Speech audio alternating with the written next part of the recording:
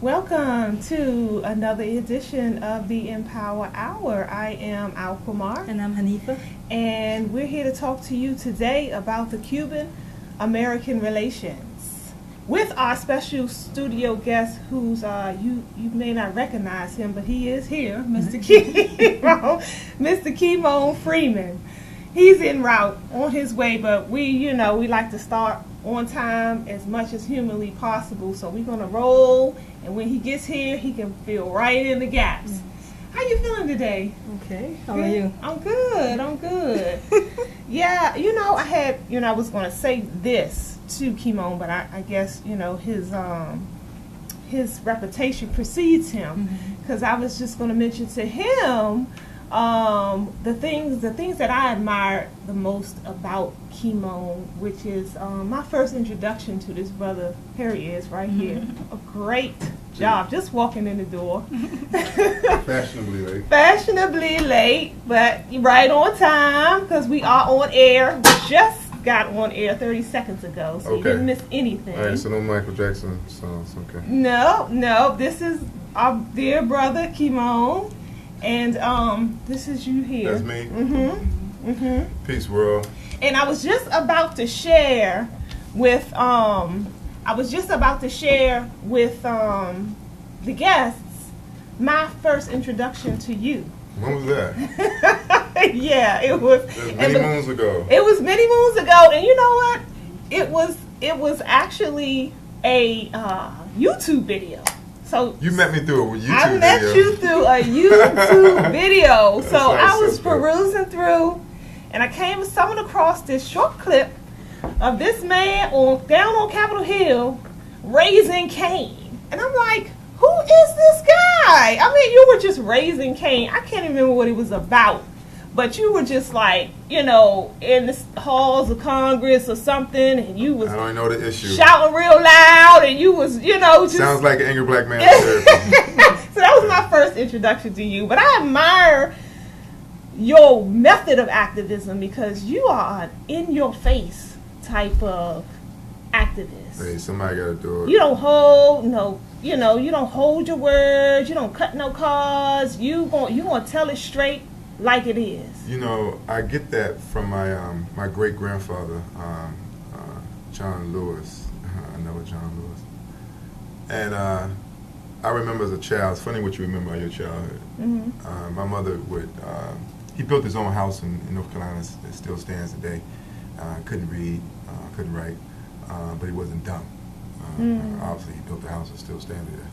But my mother would clean his house for him and take care of him when she could, and she left me with him one day, and a white man came to the house, and I don't know, he had a utility belt on, so phone company, gas company, like something like that, and he was not disrespectful. He was nice to my grandfather. He was Mr. Lewis this, Mr. Lewis that. But I saw my great grandfather, who was a big man, bend over at this man who was half his age, and say, "Yes, sir. No, sir." And I had never heard him talk like that before. And it was, of course, many years later that I realized the significance of that day. My grandfather, in the state of North Carolina, was conditioned on how you speak to white people, even if they're on your porch. And I vowed that whenever I'm in a situation to speak truth to power, I'm never backing down from that. The least I can have is my voice. Yeah. And, if you're scared to speak, then you need to sit down. That's right. And I agree with that. If I'm sitting down, there has to be a drink involved. Other than that, I'm standing up. Yeah, okay. And then recently, another quick short story about, your speaking truth to power. We were together down at the National Press Club with Roland Martin and his crew. You remember that one? Yeah, you bring up all those stuff. Okay.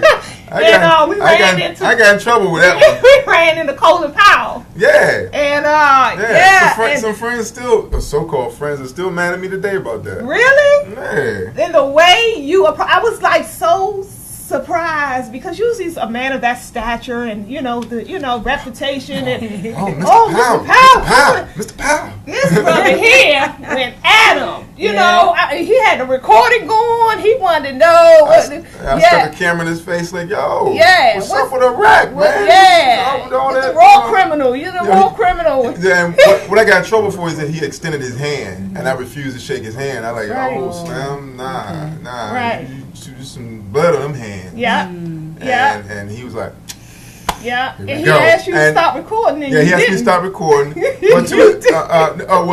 told me, I took the camera out of his face. Okay. And the audio continued to run because I can record, whatever in a public setting, but out of respect, humanity, as they haven't respected anybody else's humanity, but I respected his humanity to take the camera out of his face, so I did that. This ain't TMZ, but people felt that I was duty bound to shake his hand. And I'm like, I ain't gotta shake nobody's hand. I don't want to shake nobody. That's my prerogative. What I admire about you, that you stand up and and if you don't like it, then oh well. Yeah, Fenty got me one time with that handshake, John. I knew I was ready for it this time because Fenty had gave me that they stick the hand out, you feel and that's the old mayor of Washington D.C. Yeah, he's you can't curse up here. No, okay. But he's Steve Jobs' widow's F-boy. Yeah. Yeah. That's what I said. That's real. And that's what it is. Yep. What? Okay, well, introduction to... I bet he gonna beat her butt like you did your black wife. Hey, you gonna put your hands on her, are you? I ain't think so. Introducing Kymone Freeman. So we're here today to talk about the Cuban relation, which was the topic you chose. Well, yeah, I chose it because, as you know, I have the biggest show of my life since Prison Poetry anyway. I have the first theatrical performance at the Hamilton, June 25th, this coming Monday. 5 actors and a DJ, the night Michael Jackson died. But and everyone wants to talk about Michael Jackson, of course, by all means. But I haven't had an opportunity to talk about the subplot. So the fact is, it's medicine in the Kool-Aid here. And Michael Jackson being the Kool-Aid and the medicine being the conflict. The conflict in the story, every story has to have conflict. And it's U.S.-Cuban relations. It takes the form of a boy meets girl. The boy is military. The girl is a Cuban nationalist. And they meet in a Cuban club in Little Havana, in Miami, that fateful night. And obviously they're on opposite ends of the political spectrum, and the only time they are able to see eye to eye is when Michael Jackson music is playing. But other than that, it's on, and the gloves come off, and it gets real interesting. But at the end, they're able to see past that and move forward, and hopefully that's what we're going to do here. I had the pleasure of going to Cuba, as I should say, with the Code Pink anti-war group. I went with a U.S. delegation in 2015. That's before Obama, before Miro. We was there, and I was treated like a dignitary. I met the president's daughter. I've never been invited to the White House in this country, but there I was. And this was before the relations stalled a bit, so they didn't have an embassy. It was the U.S. interest section chief that I and the group met with, and we couldn't bring any recording devices into this meeting. So this is the highest ranking U.S. official in Cuba, and but I was able to take notes, and a lot of those notes that I took formed the dialogue in this production, and I learned a lot. And one of the things that struck me was his honesty. Quite frankly. He said that if you're looking for consistency in U.S.-Cuban, in U.S. foreign relations, you're not going to find any. And what I want to make sure I impress upon people is that America has done everything they could to destroy this country, and it's still standing. They have thrown everything but the kitchen sink, and it's still standing. There was hundreds of attempts on Fidel Castro's life. This embargo is not an embargo. Embargo is when I prevent said item from going into said country. That's an embargo. For example, U.S. has an embargo, or actually the world, against Jamaican bananas, which I'm told is some of the best bananas in the world. But you can get Jamaican bananas in Jamaica and in their former colonizer in the UK, and that's thanks to Bill Clinton. So that's minimizing one of the number one cash crops in Jamaica, further impoverishing that nation to stand on its own 2 feet. So this is how America operates and gets down. Right. So when they couldn't beat them, Bay of Pigs, failed assassination attempts, and the CIA couldn't create a coup in Cuba because they really stuck together. Then they tried another way. When the Soviet Union went bankrupt, trying to keep up with the insane military spending of this country that spends more on military than any other country in the world combined. They lost their one support system. As we all know, Soviet Union was underwriting a lot. They was getting most of their sugar and what have you, and so they tried to starve Cuba out. And this was called a special period in the 90s. It was real tough for the people there, but the government, in their resiliency, understood that they had to make sure that the people was able to support themselves. So they gave, the old saying, chicken in every pot. Yeah. Well, they gave everybody a chicken. Gave everybody a chicken, so you got eggs every morning. You know what I'm saying? They gave sustenance to people so they can start producing for themselves. And while I was there, I just realized just how different their society is versus our society. Number one, Cuba is 100% literacy. Yes. 100% literacy. Do you know what the illiteracy rate is in the nation's capital? You know what I'm saying? Right. So, and DC is higher than the national average, and east of the river where I'm based at is double the national average. So there you have it.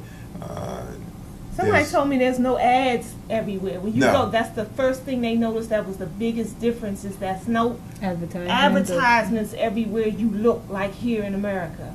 Beyond somebody's storefront, no. Yeah. You don't get that. It's in your face. That's a form of mind control, and people need to understand that. Right. Yeah. Right. And I urge everyone to look up a man by the name of Edward Bernays. He's credited with being the grandfather of PR. Now every corporation has a PR firm, but he wrote a book in 1928 called Propaganda. He's the reason why people want to buy a diamond when they get married, because before then we had wedding bands. A couple had a matching set to symbolize their bond. He introduced diamonds as a girl's best friend. That's him. He created a demand, and you know how capitalism works. The demand is high, the supply is low. That drives up the prices. Well, diamonds are actually very plentiful. Right. They're rocks. Right. And in Africa, we was like kicking rocks, Right. And these people have monetized that to the point that they control the market by only releasing a number of diamonds that's congruent to the number of marriages, because they have that data to base upon. I mean, it's all science, man. These folks getting down, and people were talking about bling bling, and I want to, smack them with some books. Yeah. I want to go back to when you had mentioned how how America starved or attempted to starve them out, and how they did that. Because what they did was they threatened other nations who were looking to help Cuba. So America was like, well, if you guys did the embargo thing, so if you guys help in any way and giving shipments of goods and going back and forth with trading and bartering, then we're going to put sanctions on you.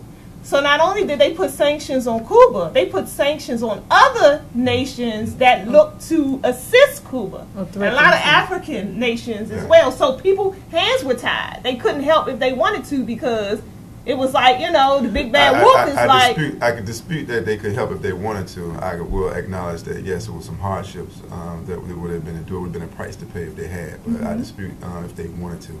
Because Madiba... that's Nelson Mandela, y'all. He was very open with his relationship with Fidel Castro, because Cuba sent troops to Angola when South Africa apartheid was threatening to expand, and he's the reason why it contracted. And as we all know, empires either expand or contract, one or the other, and they are partially responsible with the fall of apartheid. And we need to acknowledge that Cuba was very strong in his support of African nations. Che went to Venezuela. So we got to be real. And I just think that America specializes in misinformation, and that misinformation is truly misguiding warriors. and it's throwing rocks and hiding their hand, and people don't really understand the real story. I don't know why people even have to continue to still make a case against America. Like, what have they ever done to benefit anybody? What war have they done that has improved the situation? Like, I think that as in a court of law, the proof is on the state, not on me. You know what I'm saying? Look at the state. And I don't think you have to go any further than look at the state in Cuba and look at the state of the nation's capital in Washington, D.C., and you tell me, from the literacy rate, from the hospitals, the better healthcare system, to the fact that first, every time I travel somewhere, I ask, well, when was the last time someone was killed here? When I was in Cuba, they said, last time someone was killed, it was like, you remember last summer the guy got stabbed? And I was like, last summer? And this was February. I was like, last summer in D.C. it'd be like last night. Yeah, really. You know Two, 3. Last night. But they tell you, you be careful going to them third world countries because you know they going to get you. You see what I'm saying? So come on, Slim, go ahead with that, man. And I just want to acknowledge that those people are some of the best people I met in my life. I was walking around with a pocket full of money, lost in the dark, with a $400 camera around my neck, and never felt unsafe at any point. Right. Yeah, Cuba was another one that was responsible for helping and curtailing so fast that outbreak over in those African nations. What happened to outbreak that recently? The Ebola? Ebola, and they sent doctors all over the world. Yeah. You can go and you too can be a doctor for free and study in Cuba and get your medical license. The only catch is that you must live in Cuba. I think it's 2 or 3 years after you receive your license to work with the people or wherever they send you to pay back. You pay back through service rather than have be straddled with student loan debt. Right. Right. I was wondering about that. Yeah. So they were instrumental. And it's a tropical island, so like, you want to go to the Caribbean and learn how to become a doctor? Like, are you serious? No one told me that when I was like, I would be a doctor right now if I had known that. It's all about information. I try to push my daughter in that direction. I'm definitely trying to push my like, dude. Free medical school might be in, right? Because Pop ain't paying for this stuff. So this is what the story takes place on June 25th, Monday at the Hamilton. This is the context, the subplot, I should say, of the yin and yang of the story, and it's set the music with Michael Jackson. And I think that I did my research. I don't know if I never found any indication of Mike ever going to Cuba, but I wanted to point out one little footnote that was very impactful to me. And I used to hate white people, right? And until, ironically, Nelson Madiba was coming to America when he was released. And I was standing on the corner of 14th and K Street, and I had my little Walkman on. That is a musical player that had a cassette tape for y'all that don't know what Are y'all 25 and under? And I was standing there on my Walkman, and we have a red, green like traffic system, right? Yeah. But when it comes time to walk as a pedestrian, it's a little white man telling you to walk. You know what I'm saying? It's not a little green man telling you to walk, it's a little white man. So I always had a problem with that. So this little white man said it was to walk. So, okay, well, the white man tell me what to do. I go to step off this curb. And the white man grabs me on my shoulder. And I spin around. I'm about to give him the whole fight the power public enemy. What you doing? Put your hands on me, little white man. And I felt this big breeze come through the intersection. And there was a tour bus pushing through the light. So if I had took one step off that curb, it would have been, I wouldn't be here with you today. Right. And only me and him knew what almost just happened. Wow. And he was like, "You welcome." Because he wasn't even a cool white dude. You know what I'm saying? He was like, he was a corny white dude. I wouldn't even have a beer with this dude. But, So I'm in Cuba, and I got a drink in my hand, because you can walk around with mojitos, so I have my mojitos. And I look up, and there's a little green pedestrian light flashing the wall. And I'm like, "Viva Cuba! Viva Cuba!" Green. And people are like, black man talking to the street light back over. But I'm like, oh, they get it. I'm like, I ain't crazy. I know it's supposed to be a green man. It's supposed to be a green man. See, that's America conditioning you that it's supposed to be a white man. It's supposed to be a green man walking. our best. That's it. That's it, man. They are relentless with their mind control. That's man. real You know what I'm talk, saying? though. You know, We take a lot of stuff. White men, they say walk it. You stand right here, wait till A lot of stuff we take for granted. It's subliminal. Dr. It's Francis subliminal. West broke it down brilliantly. 9 areas Yeah. of people's activity. You know. Yeah. And reading is more important than watching television. Absolutely. Which is why we're having a production where people are reading the scripts, set the music, so you can get in your mind used to seeing the value of people reading. People like, people come to the stage reading? Like, yeah. Yeah. And you know where I got this from? What? The People's History of the United States by Howard Zinn, which is I think the authoritative book on U.S. history. People's History of the United States by the late great Howard Zinn, who was fired by what's the name of the women's school in Atlanta? What do you call it? Spelman? Spelman. He was fired for too black for Spelman. White man was too black for Spelman, and he didn't rest on his laurels with that book. He then took some talented actors and put it the book on stage for them to read excerpts from. They call it People Speak. So I urge people to go check that out, and you see those words come to life, because he's telling the story from the people that was dead, not by the victors. Right. The history is told by the victors. Right. He's talking about the people that actually lost. Yeah. I think you get much more context, and in Cuba you get. I got a lot of real history. Yeah. How long were you there? I was only there for about 7 days. But I didn't sleep much. Okay. And I went everywhere. I was treated as, again, I was a U.S. dignitary. I mean, I was on Cuban national television. Like I said, I met the president's daughter. We traveled. How was the mood powerful. of the people there as it relates to The America? propaganda American. How do they perceive us? They are very intelligent in deciphering that their righteous indignation should not be directed at the individual people, but at the system. And so they make a huge distinction between America and Americans. Got it. And so there's no problem whatsoever with the people in Cuba. It's a very serious problem with the America's foreign policy and those that seek to support it. So the rulership, the leadership, and all that. Yeah, one funny moment while I was there, some of my good intended white liberal folks that was with us was trying to give advice to some of the Cubans on race relations. And they were saying, well, because we are beginning to thaw U.S.-Cuban relations, that one of the good things America has done for their race relations was affirmative action. And probably the only good thing. But anyway, they was like, why don't Cuba adopt some form of affirmative action for black people in Cuba? And they were like, well, that formula wouldn't work in Cuba. And they was like, well, but why not? And so, because if you offered something special treatment to black people, then everybody's going to be black in Cuba.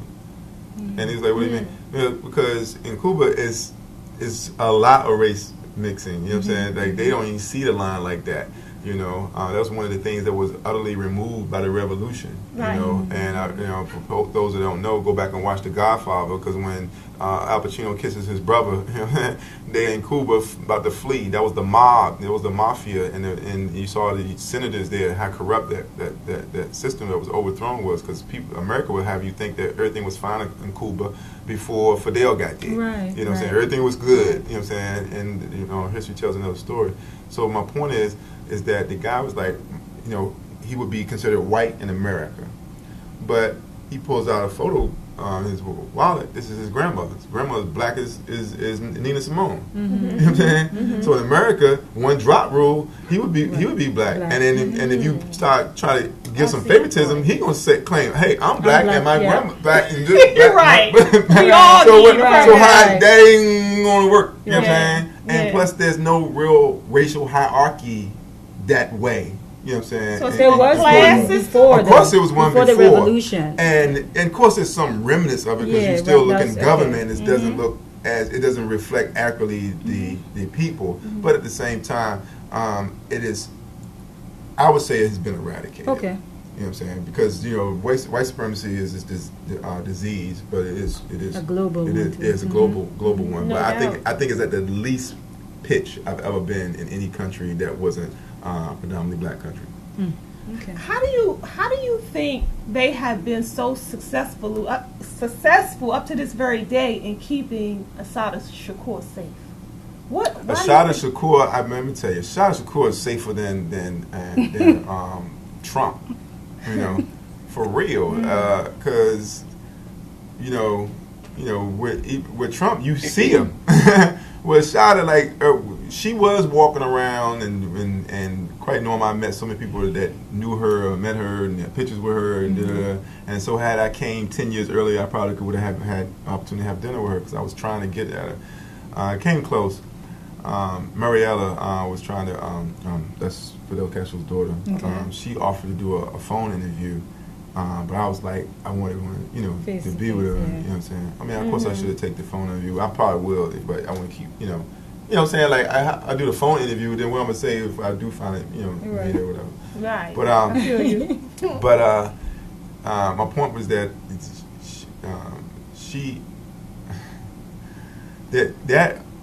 that bounty on her head, we have to point out, was erected during Obama's administration. Mm-hmm. I mean, we got to be real here. I know people still in love with dude, despite destroying Libya and killing Gaddafi and couldn't even protect black people from police. But I mean, Assata has been on the table of discussions for this entire time, and Cuba has made it clear that they're not giving up any of their political people have received political asylum.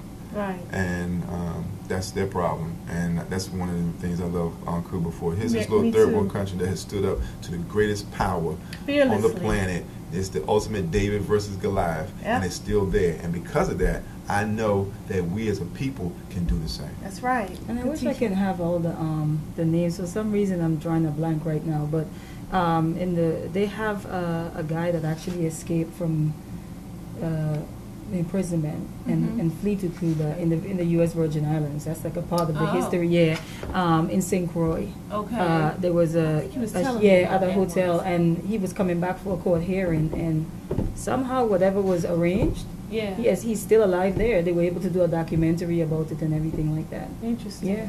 Interesting.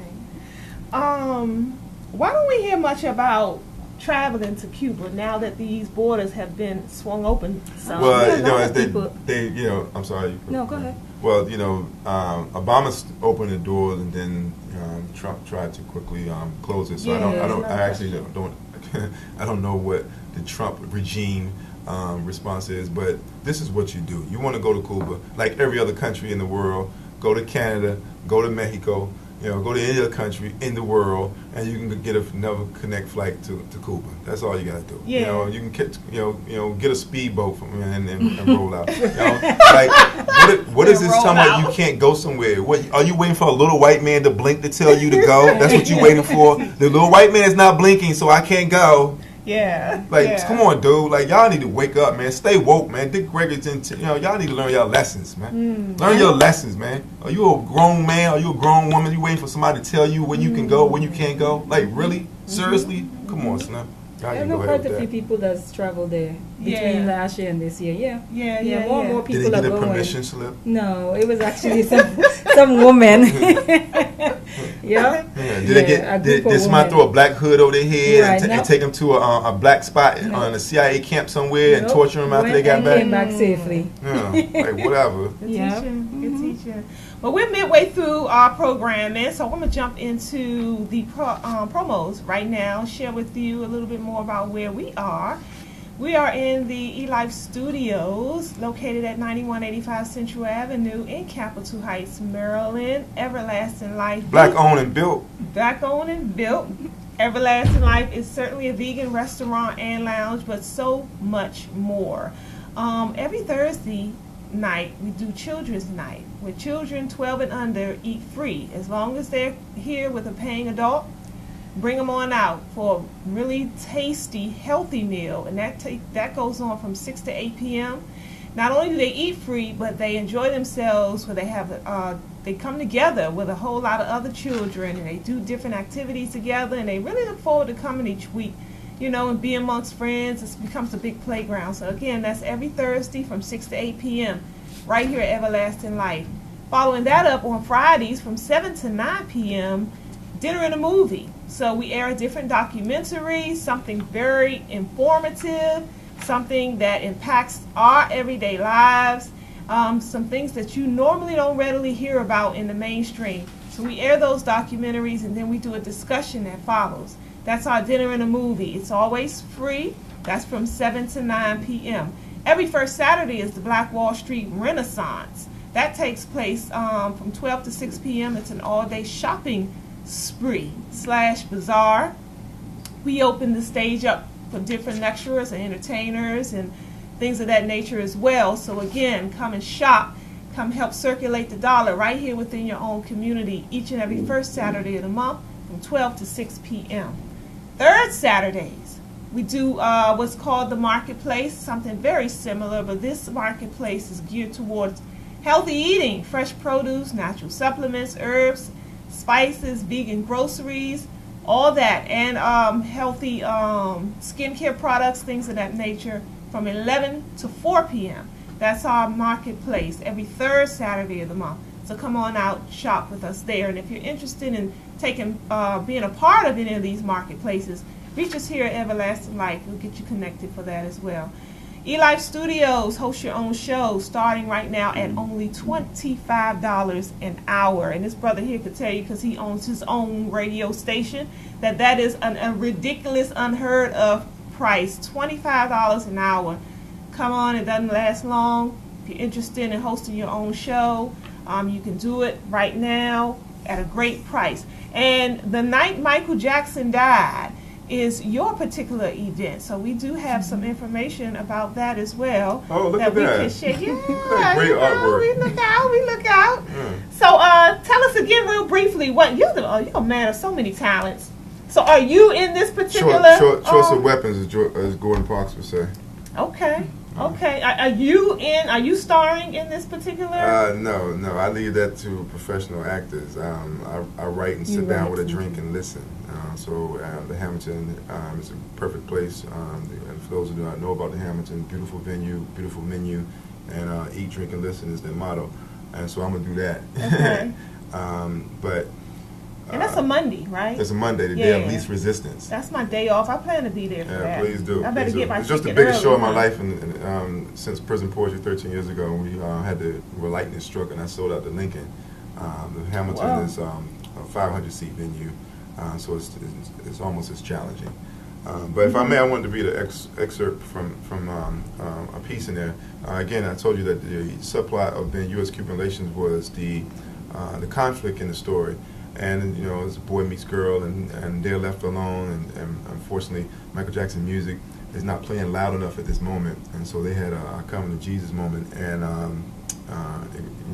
it's one of those moments where you don't know if something about to pop off. And she slaps him with a book. She actually throws a book in his face, because I always want to do that. Someone say something stupid, I just want to take a book and just slap. You know how that song, read a book. Yeah. I want to be like, hit him with a book. Books not guns, y'all. Books not guns. And so she slaps him with the books, and she tells him to pick it. He's now apologetic, and she's like, look, if you want to be with me, pick the book up and read the first thing you see. And let me tell you, I'm on some other stuff. I don't know if it was the amount of the wine, because I'm off the Ernest Hemingway in terms of how I approach my writing. I write drunk, edit sober, and so the book that I picked up was on Che Guevara Speaks, right? And there's a collection of his speeches. And on my great-grandfather's grave, on my great-grandfather's porch, I would raise my hand to whatever ancestor, the sun, the moon, the stars. And the first page that I opened that book to, when I was looking for the perfect passage to use for this scene, this is what was on the page. The first thing I read. This is Che Guevara. If my advice were asked, or rather my opinion, as Cuban Minister of Industry, I would say simply that a country beginning to develop itself must in the first period work above all at organization, and that one should approach the practical problems by using your own head.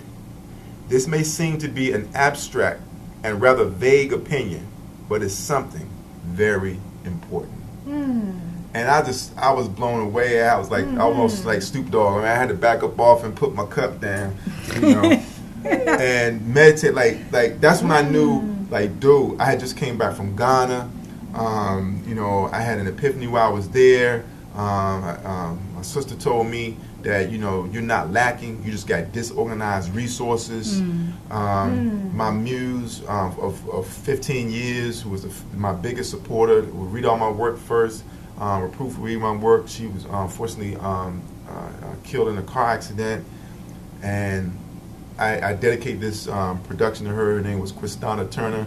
Her name is a character's name in here. Of course, she's Cuban in the play, so her name is Christina Tornero, in the play. And her family's coming out, and her mother cried over the phone. I told her, about it's been dedicated to her daughter, and so I'm gonna have an empty seat in the Hamilton on the 25th with her name on it.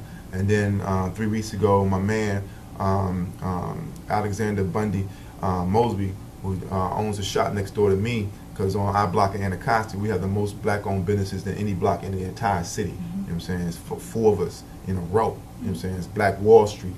And we lost one, and he was tragically murdered innocently a few weeks ago, but he bought 2 tickets to the show, and for him and his wife. And then he's not going to be there to see it, so I'm going to have an empty seat with his name on it. And so I'm saying all to say this is not about entertainment, y'all. That's what we need to get off of. When it comes to us, it ain't, when we sing, it ain't about song and dance.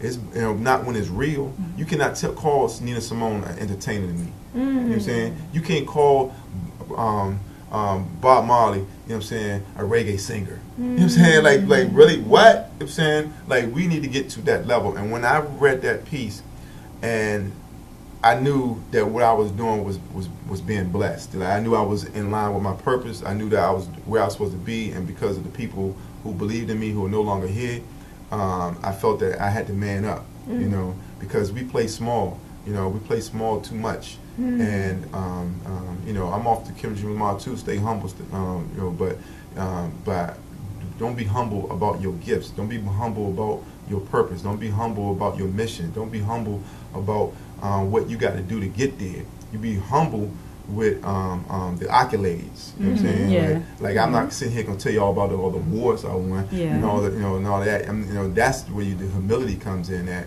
otherwise you're gonna end up like Kanye West. But I'm the greatest artist who ever lived. Like, dude, you just like smack him with a book. You know what I'm saying? Yeah. So, what exactly? Because I can hear, and I was before you even mentioned this isn't about I entertainment. got a little misty right there for a second. That's okay. Need a tissue? No makeup, y'all. No makeup. No runs. No makeup. So I know before you even mentioned that it's not about entertainment, I kind of gathered that. So I was gonna ask, what exactly are you hoping for people to get out of the play? Well, I don't care for Hope. Hope was the name of a slave ship. Okay. And it got somebody elected that really was a distraction to our suffrage. I had to put that out there. That's okay. With all due respect. To who? Well, I'm messing. Go ahead. to the lady in the house. Other than that, I don't care who if the man that got elected. I thought you were saying to him. Nah. I wouldn't shake his hand either. I might give him this though. I might give him that. And the only reason I would say that, is because Barack Obama called my councilman Trayon White when he was going through it, when the Jewish thing? when the Jews really when the I'm trying to think of the right description that the Zionist faction of the Jews. The Zionist faction of the Jews was going after him. Right. Barack Obama called him. Really? and gave him some words of encouragement. And to Treyon's credit, and one of the things I respect him tremendously for, he was humble. He didn't tell everybody that Barack Obama called me. I ain't gonna front. Barack Obama called me, and you gonna hear about it. You know who called me today? Dude, and I'm recorded. And it's recorded. And it's recorded. I get on the phone and like, come on, this is Barack Obama. One minute. Hold on a second. Right. Go right ahead. What's up, man? Right.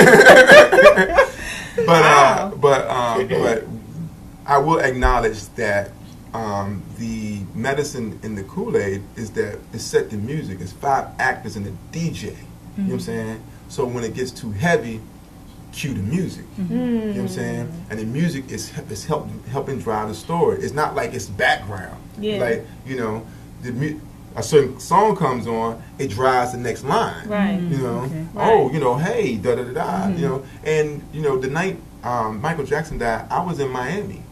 Okay, I had snuck into a VIP event.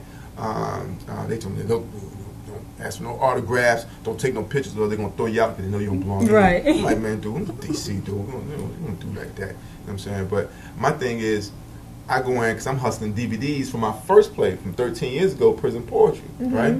And I didn't have money to do the whole Black Film Festival experience. So I only could go to John Singleton's workshop and Robert Townsend's workshop. John Singleton sucked. He came in talking about, oh man, I'm sorry I'm late. I'm sure y'all still hung over from last night from party. I'm like, no dude, we here bright and early, paid our money to learn something from your you know what I'm saying? You know, so, but Robert Townsend was vicious. Okay. His was like, you know, he had the audience where, you know, they'll call somebody down and get them to pitch their project. And then the audience will rate, you know what I'm saying, how they did with their pitch and taking notes on what worked and what didn't work. And, you know, because he said, look, we can talk about your project and you can have the best film, the best TV show, the best record that's never been heard or seen, but if you don't present it right, it's not going to mean nothing. Right. He said you have to be the best representation of your work. You know what I'm saying? True. And no one can tell you your story better than you. So you need to work on that. You know, and I'm like, yo, that's what I'm talking about. You know, so when I snuck in the joint, all celebrities in there. I'm the brokest dude in there. You know what I'm saying? When you're the brokest person in the room, it's 2 things come to your mind. You're like, oh man, I'm doing something wrong. I'm the poorest person in the room. Then you're like, well, I'm doing something right. I'm in this room. Right. You know? Right. So I'm in the room. They announced Michael Jackson died, and I saw all these celebrities come down a peg or two because nobody was bigger than Mike. Right. Right? And I came up a peg or two because I'm in here. I'm up in here. So I'm feeling myself, right? And I'm selling my work. And they buying it. You know what I'm saying? I sold so many DVDs it paid for my trip. Wow. Right? So I'm in there, and me and Robert Townsend had a long conversation because we was talking about his workshop and the fact that Prison Poetry, one of my mentors was the late great Sam Greenleaf from the Spook Who Sat by the Door, and he had a line on the DVD. And Robert Townsend and Tim Reed are responsible for the Spook Who Sat by the Door making it on DVD. Otherwise, I would never saw it. You know, it's another story with that. And so we had a long conversation. So at the end of the night, because I was hustling, I missed the shuttle back to the hotel, and we was in real Miami. Like, we was in this studio where they shot Bad Boys and all this stuff. And this is before Uber, and you know, black people in cabs. So I was like, how am I gonna get home? How am I gonna get back? And Robert saw me. He's like, yo, you need a ride? I'm like, yeah. He said, come on, you can ride in the limo with us. I'm like, cool. I get out there, the limo's full with his people. So he was like, I'm sorry, dude. I'll tell you what, I'm sending a limo back for you. And my man was like, he thought it was BS, right? But 30, 40 minutes later, the limo come back up. He said, Mr. Townsend, take you where you want to go. Where you want to go? I said, shoot, we want to see Miami. He said, bet. And since the dude was from Miami, he could walk us into these clubs. You know what I'm saying? We went club hopping, and it was a limo, so we didn't have to park nowhere. Just pull up from the joint. And it was NFL players that couldn't walk into some of the places we was going in. They were like, who was this? I'm like, I'm Robert Townsend. You know what I'm saying? You know, I had his limo all night, and that's when I saw everybody was, every club, every corner, every car, Michael Jackson music. It was in, people had like Michael Jackson outfits for such an auspicious occasion, dancing in the street, people crying in the street, people crying on the dance floor, people crying in the car, you know, And that's when I realized just how important he was to the culture. Yeah. To the culture. Yeah. Michael Jackson, and he was a magician. Throughout the world. You know what I'm saying? Like, he invented that leaning thing in Smooth Criminal. Right. The trap door on the stage. Those are Michael Jackson innovations. Michael Jackson single-handedly invented the music video as we know it. Right. You know, he Right. sold more records than anybody in the entire world. He did the longest one at that time. Michael Jackson and Prince were our biggest stars. Yeah. Both of them fought the music industry. Both of them won. Both of them gone. And both of them under similar circumstances. And Eric LaSalle that night, who was getting his drink on, told me that they killed Michael Jackson that night. It was the first time I heard, like, they killed him. He was like, yeah, it was industry knowledge that, you know, they was drugging him and you know, I mean, it's real out here. So we just got to stay woke. I Like know the Prince. said. It's too much. They too definitely much killed evidence Mike. with- They killed Prince. Well, you know No they killed doubt. Mike. That's Mike no and doubt somebody in my went to jail mind. for, but Prince, they gave him something that was 50 times stronger than heroin, and No he doubt died in the my elevator. mind. Right. His people at Pacer Park said that he never used the elevator, you know, and his cameras all over the park, except guess what? In the elevator. So I mean, those are facts. You can take Right. it once, go check it out, you know. Right. Do your due diligence. So, And then all the happenings after that fact. You know what I'm saying? Yeah. That he died without a will. Now I'm finding out that's So, some sketchy I think that stuff. people need to, you know, understand until the Lions have their own historians, the tales of the hunt will continue to glorify the hunters, and we have to tell our own stories. You know, if you don't know, if you have a young person, this production is all ages. You're a young person who doesn't know the greatness of Michael Jackson, and you want to introduce him to it. This is the place to be. And I think that not only in the music and the entertainment, but also his contributions, because only in America could a poor black boy grow up to die a rich old white man, as Dick Gregory would say. And so that's a hell of a story.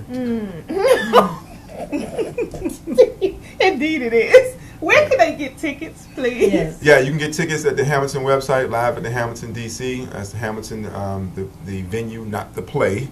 Live Hamilton, D.C. And also you can hit me on Instagram, Kymone Freeman, Kymone Freeman, Kymone Freeman, on Instagram, and Hamilton Live, D.C. Tickets, I'm half smiling because we only half sold out, so tickets are still available, and hopefully we'll be able to finish this strong. We've already been invited to go to do shows at SOBs. I know we just had an election. I'm not talking about those SOBs. I'm talking about the Sound of Brazil in New York. Okay. So I'll be, me and the cast are going to New York on Friday to do that deal. And we've also been invited to Houston. So we're going to move forward with this because I found my niche. My niche was doing stage readings, set the music, and dinner setting in venues. And that was my epiphany when I was in Ghana.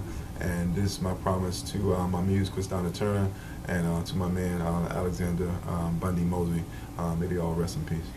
That one you did, Angry Black Man. Angry Black Man Therapy. That was excellent. Oh, wow. That was man. phenomenal. That was the scariest thing I've ever done in my life. Really? Yes, thank you. She's talking about, I did a one-man show. I did it at all the Busboys and Poets, and I'm glad you didn't see the first two shows. I think I was the last show. Last show. Last show was just starting to feel it. I was just starting to find my groove, and I'm going to revisit that when I have a bigger platform. When I have a bigger platform, because I got a lot more to say. And I just want to thank you for mentioning that. Thank you. And Angry Black Man in Therapy was basically a conviction of white supremacy as I've seen it in my life. So a number of stories. And I think that I want to inspire other people to tell their own stories. If I'm able to do that, I think I will be successful in life. I think that's one of my missions, because I want to convince people that no one's more qualified to tell their story but themselves. And the thing is that we're not going to get nowhere until we set fear aside. That's right. You know, I agree with that. it's not wrong with being 110%. scared. It's not wrong with being scared. Police pull you, you get scared, but don't be Pushing yes through sir, no sir. No sir. I'm getting my license, sir. Yeah, I think that's our greatest challenge to date as to why we find ourselves still in this type of condition and not further along. Is because we cave in overall. I know, I'm talking pockets. It's always pockets of people that do something different. But overall, we are a fearful people. Inherited fear too. He inherited it. That's what I'm learning now from Dr. Joy. It's even been taught to us. Yeah. You know, I was taught that, you know, the police come at you, you do whatever they take, whatever they say. Well, he just told me to lay down on the ground and spread my cheeks. And I didn't do nothing. Like I'm not going to tell my son that. Right. You know, well, your son will get killed. Well, I tell you what, if my son go, somebody else got to go. You know, somebody else would be raising your kids. You know, because I say that unequivocally. I love it. You know, I love it. You know, again, the brutal truth. The brutal Never truth. bite your tongue. Never. How is your garden doing? Oh man, you know, Bundy. It's called a Bundy garden now. For my man, his expertise was able to transform it into the only beer garden in the city with smoking privileges. So you're still going strong over there. Yeah, we got a deck, we got a stage. We can host about 250, 300 people. So I had to rearrange, obviously configuring the garden. So actually, we just planted everything last month. So around the periphery of the deck and the stage, I got 6 or 7 garden plots. So yeah, I got the watermelon going. I got the corn going. You know, I can't grow the green because you know they're already still in my watermelon. So you know what they do with the bud. Oh, they're taking your watermelons. Oh yeah, little black girls next door. I was gonna be one of them the other day. I was over around the corner. It's a beautiful thing to see children stealing fruit. I'm just sorry. Right, exactly. They stealing fruit, man. You know what I'm saying? I was like, that's such a bad Look thing. at she was cutting holding fruit. Said, "Oh, did you see my friend?" Oh, you mean the one that just hopped over the fence before you did? Girl, play with that watermelon. I know. God, I wanted so bad. You better not drop that watermelon. I was at the grocery store around the corner. What was that, Harris Teeter? And looking for a watermelon with seeds in it. They took the black out. And I was like, the fruit is red, black, and green, and they take the black out. I was like, I wonder if Kymone still got them watermelons growing in the back. Hey, look, y'all can't be woke and y'all not buying y'all watermelon from some old black dude with overalls in a pickup truck. Y'all need to stop playing. That's the only way you're doing it. That's not Dr. Baruch does here at Everlasting Life. Yeah, hey. That's what he does. Right around different places in DC. He comes. Man, I love Dr. Baruch and all his food. It tastes great with my lamb chops. Oh God, you are horrible. You know what I'm talking about. You know what I'm talking about. You know what I'm talking about. I was in the National Press Club with him, and they was bringing on the entrees around with little lamb chops, and he gave that little grunt look, and I like, he said, "Really, dude, really, dude." I'm like, "Turn away, turn away, turn away." But I don't gotta eat meat every day. I don't eat meat every day. I don't eat meat every day. Y'all are funny.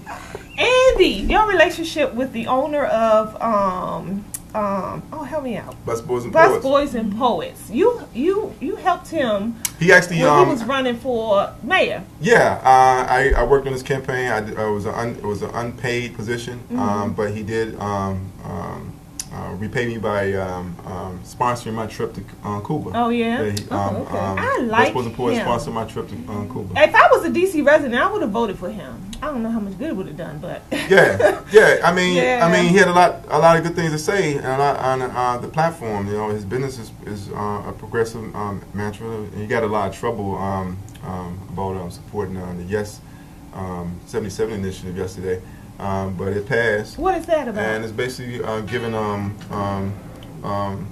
tip workers a living wage. In addition to the tips, it wasn't about removing your tips. It's to make sure that, you know, because like, first of all, only the front of the house was getting tips.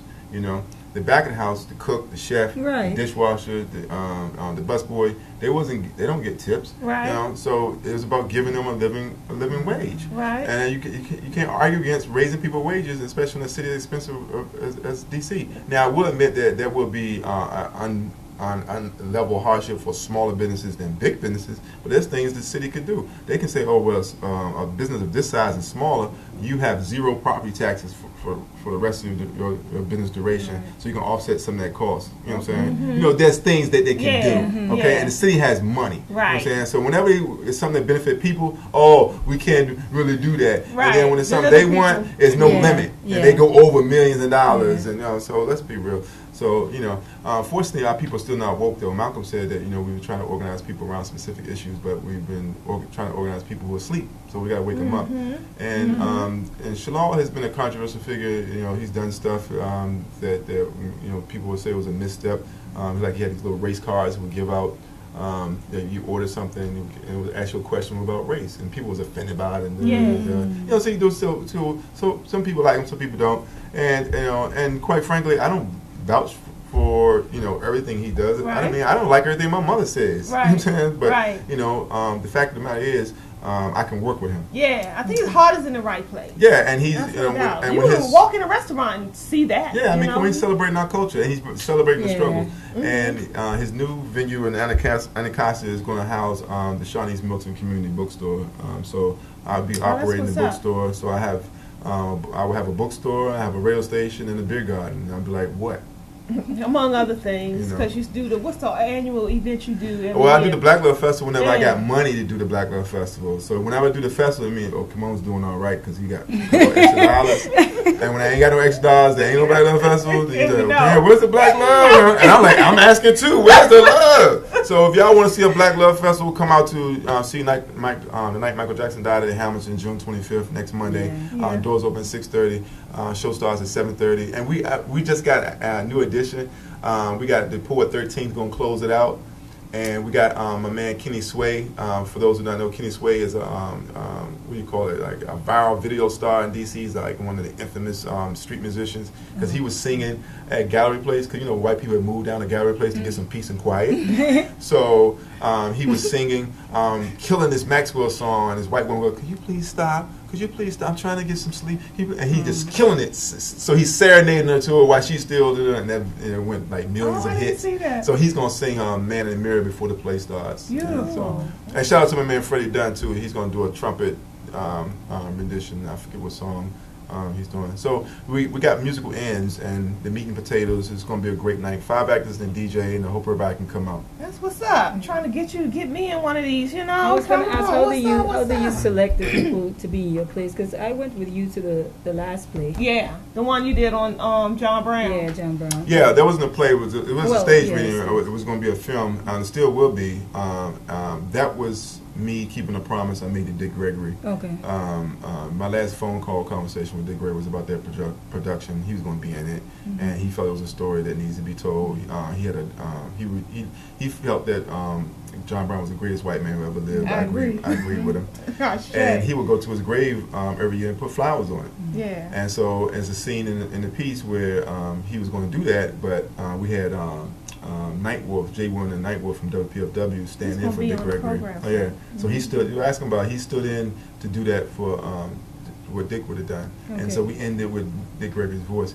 So I shot that, but I wasn't able to raise the money to move it further. Okay. So instead of beating my head about that, I just switched gears. The spirits moved me to the next project, but I have a catalog of things. Yeah, such a good idea. So when I get the resources, I'm gonna go back and do the one-man show. I'm gonna go back and do John Brown. I'm gonna go back and do these things. Tell people real briefly. We ain't got but a couple minutes left. Who John Brown is to those who may not know. John Brown was the greatest white man that lived, who started the Civil War single-handedly when he set it off like he was Queen Latifah at Harper's Ferry in West Virginia, because he was going to break into military installations, military arsenal, and take those weapons and distribute it to fearful Negroes to arm themselves and fight for themselves and defend themselves. Him and his sons. And he lost his life, and those of his sons with him. And the little footnote of history is that one of the people that lost his life with him was Langston Hughes' grandmother's first husband. Langston Hughes' grandmother's second husband became his grandfather, and he died with a shawl that Mary Leary, her name, made for him, and it made it back to her and it became a family heirloom. And Langston Hughes kept it in a safe deposit box. Interesting. And then he donated it to a museum in Ohio where it's on display today. So Langston Hughes was the poet version of John Brown. Wow. All right. Which takes us back to busboys and poets. Yeah.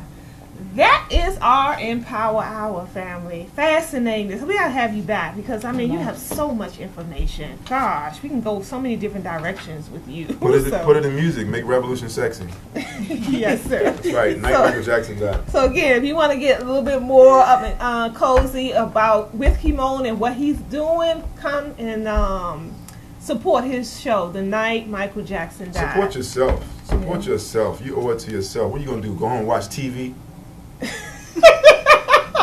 All right, Slap him with a book. Slap him with two. Yeah. And then party with us because we got gonna be DJ my Josh head. Sonic doing the epic Michael Jackson music tribute. Like you know how Josh Sonic gets down. Like y'all ain't never heard a DJ until Well, you I'm heard looking Josh Sonic do forward. a tribute show. I'm gonna get my tickets before something happens and I'm, Well, we only half sold out. Yeah. So you got time. Okay. Until next week, family, we will see you then. Thanks for tuning in and share the programming. Take care. Peace. All right. Thank you, ladies.